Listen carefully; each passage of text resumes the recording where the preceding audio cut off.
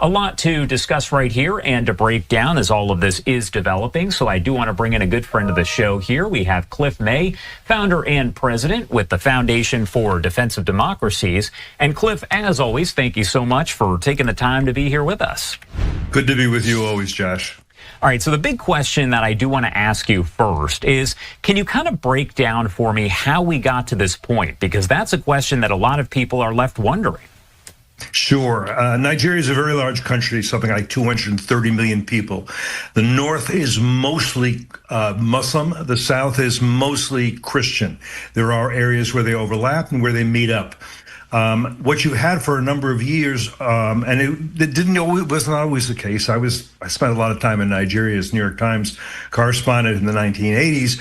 But you've had radicalization within some parts of the Muslim community. In particular, and this is kind of infamous, Boko Haram, most people know, stealing, abducting children, girls, taking them away. And a group, of course, called the Islamic State West Africa Province, tied with ISIS in Syria, which has killed Americans. The Islamic State, of course, is a sort of splinter off of Al-Qaeda. We can talk about that. What we're talking about here are jihadis, self-proclaimed jihadis. They hate Christians and Jews and Hindus and Buddhists, and their goal, what's the goal of the jihad? To reestablish Islamic supremacy and domination in the world. Now, this is an important part of the picture. What the president did here was to strike ISIS targets, Islamic State in West Africa Province, in the northeast and northwest of Nigeria, I believe. But something else we'll have to get into is something called the Fulani militias.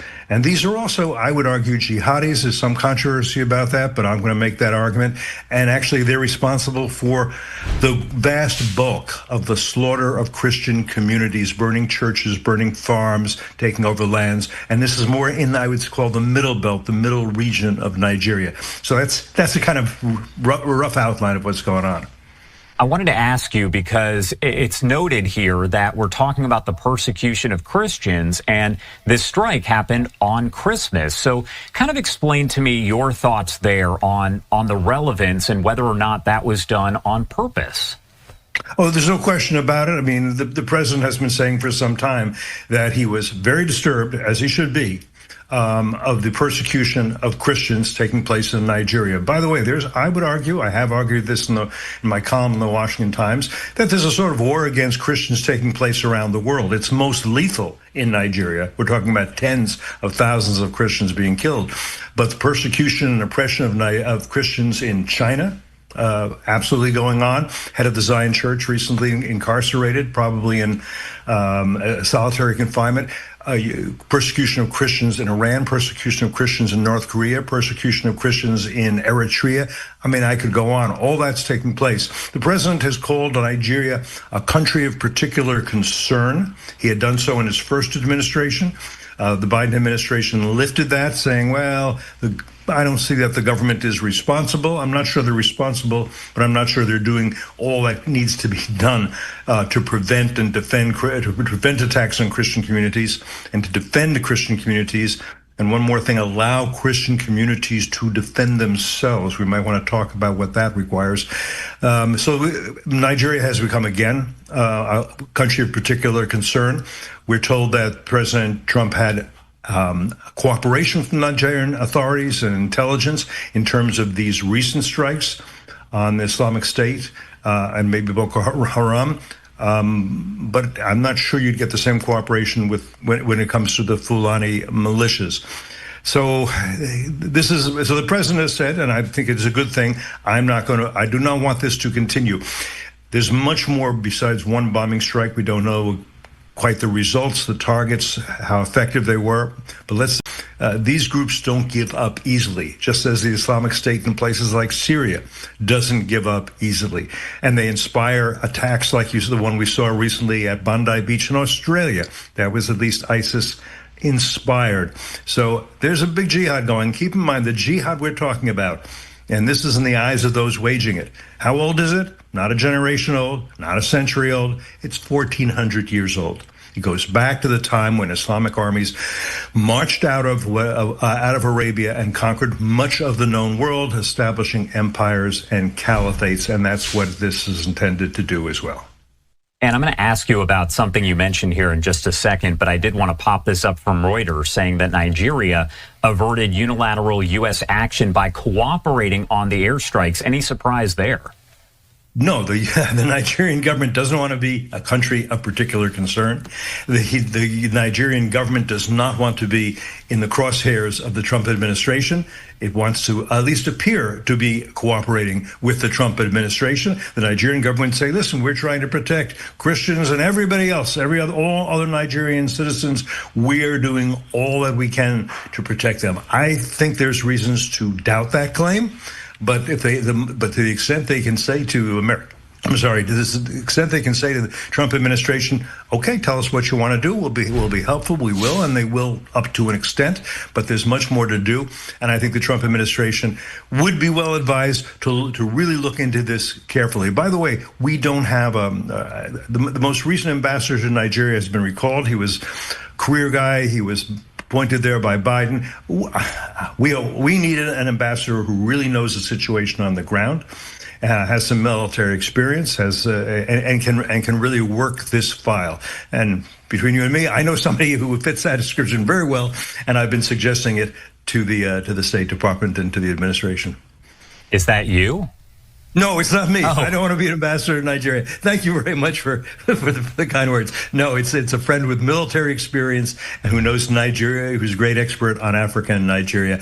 I just think we need somebody, if we're going to really help the Christian communities, we need somebody in place in Nigeria, really working this file. And let me just mention one of the things, so I'm not being too cagey here. When I say they need to defend themselves, the Christian communities, they cannot and they will not be able to rely entirely on the Nigerian government and the Nigerian military. What does that mean? Self-defense. What does self-defense require? Christian communities need to have weapons and training. They do, so they can defend themselves. That's what they have to. That's really what they have to have. And the Nigerian government has been very reluctant to allow them to have weapons or training so that they can defend themselves. And instead, you see them defenseless, saying, "Please help us to get back our girls, get back our children. Look what they've done. They've burned our churches." All of that. There's one other point I think is that I need to make here. You'll hear people say, and not wrongly, that Muslim communities are being targeted too. That is true to an extent. Not nearly in the numbers of the Christian communities, but the jihadists, they will also kill Muslims who do not submit, who do not join the jihad, who do not embrace their reading of Islamic theology, who say we've lived with our Christian neighbors for a long time. We don't want to kill them. We don't want to join you in killing them. We're not going to do that. What is Islamic State? What is Boko Haram? And even the militias we're talking about, the Fulani militias, what do they say? If you won't join us, we will kill you too. That's long been the case of these jihadis. We've seen that in other countries as well. Mali, for example. Let me tell you something else about the Fulani militias. The Fulanis are an ethnic group, a tribe, if you will. Enormous, like 35 million people in about 20 different African countries in the Sahel being just the kind of arid area south of the Sahara Desert. In the 19th century, they had imamates and caliphates, and they were fighting jihad. They may again. Now, what you're going to hear, you may know, Josh, I was a commissioner on the U.S. Commission on International Religious Freedom a few years ago. That's congressionally mandated, congressionally financed, studies religious freedom, decides, kind of advises the government on which should be countries of particular concern, that sort of thing. A lot of people are saying, well, you know, the Fulanis, they're herders, they have sheep and that sort of thing, they're nomadic. So, of course, they get into fights with the Christian communities that are sedentary, that are farming. This is about land. This is about resources. Actually, the Biden administration said it's about climate change. I don't think that's quite correct. That's all it's about. First, I would say it's not all it's about. And second, these do not need to be mutually exclusive. You can have somebody who shouts Allahu Akbar when he burns a church, but he also wants the land for himself. He can also be a criminal. He also wants to steal either girls or do looting. All these things can happen simultaneously. I guess the point I'm making is that Fulani militias, they're causing more than half of the lethal damage and destruction and murders, and there needs to be some focus on them as soon as possible as well.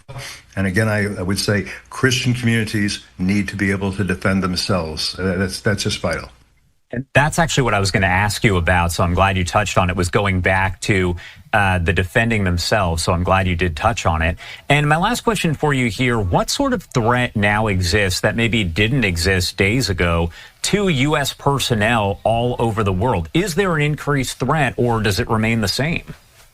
Well, I would say that the Islamic State, whether it's in Africa or whether it's in Syria or inspiring people or Australia, wherever they are, they're dedicated to jihad. They will do what they have the means to do.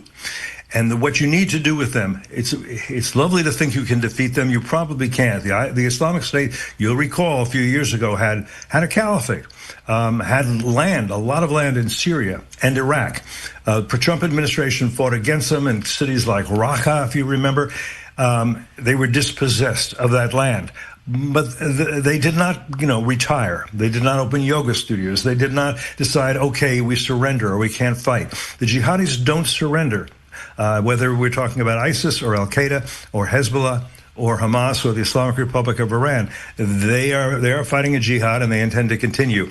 So what you can do and need to do is, over time, and I'm sorry, it's going to take a lot of time, you need to reduce their capabilities. You will not change their intentions, but reduce their capabilities so that they can't do quite as much. But where they have cells, and where those cells are trained, and where those cells have resources, they will try to kill Christians, Jews, Americans, absolutely. It would not be surprising if they tried to say, at this point, we have to take revenge for what President Trump has done to our West African province. And here's the means by which we will do it. But that's not going to change. No diplomacy is going to bring Boko Haram or the Islamic State in West Africa or any of these other jihadi groups is going to bring them to accept a deal that will mean permanent peace. They insist on permanent war until they win. The best you can do for now is just keep hitting them, keep diminishing their capabilities, and maybe over time they'll think, you know what? Allah does not endorse our project. Maybe we should stop. I doubt it. I don't think I'll see it in my lifetime, but that's the reality. All right. Cliff May, as always, thank you so much for taking the time to join us. There is so much to this, so we appreciate you helping to break it down. Is there anything we missed that you want to make sure to highlight, that you want to make sure to add here? Well, I think we've got most of it. I guess my main point is this can't be a one and done deal. I think doing this on Christmas was to ISIS and maybe to Boko Haram in northeast and I think northwest Nigeria is good. It's the middle belt, the center of the country, that's most most targeted and where it's been most lethal. And I think there needs to be a long-term effort to defend, for Christians to defend themselves and Christians to be defended in Nigeria, where again the greatest lethality is, but also to understand that there is this war against the Christians taking place in so many other countries, and Christians need to be defended, as do other religions, various ethnic groups, from the jihadis. The jihadis are not the only problem we have, but they're a huge one, and to a great extent, a lot of these jihadis are supported in various ways by communist China, by imperialist Russia, by North Korea, whatever that is, in their various ways. We can go into that, but this is what I would call an axis of aggressors that intends to diminish the United States, make sure the United States is never great again, and eventually reestablish what Islam had for more than 1,000 years: great empires, great caliphates, dominance of much of the world. In other words, understand the history, understand the context, and understand what needs to be done in order to achieve our objectives. This is what happened, what the president has done is very good. It now needs to be, I would argue, folded in to a long-term strategy to achieve